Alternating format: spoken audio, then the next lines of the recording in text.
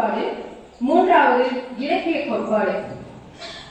கடவுள் கோட்பாடு என்ற தலைப்பின் கீழ் இறைவன் உருவமாகவும் அருவமாகவும் இருக்கின்றார். மனித உயிர்களை உயிர்க்கும் பொருட்டு அவர் உருவம் எடுத்திருக்கிறார். மனிதன் முதலில் உருவ வழிபாட்டை பின்பற்றி பின்பு அருவ வழிபாட்டிற்கு முன்னேற மன ஒருமைப்பாடு என்பது மிகவும் தேவை.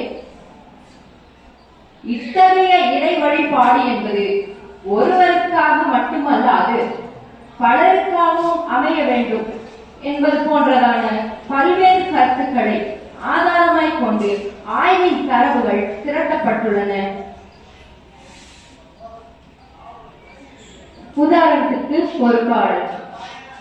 நமச்சிவாய வாழ்க, நாதன் தாழ் வாழ்க, நமச்சிவாய வாழ்க, நாதன் தாழ் வாழ்க, இமை பொழுதும் என் நெஞ்சில் நீங்கதான் தாழ்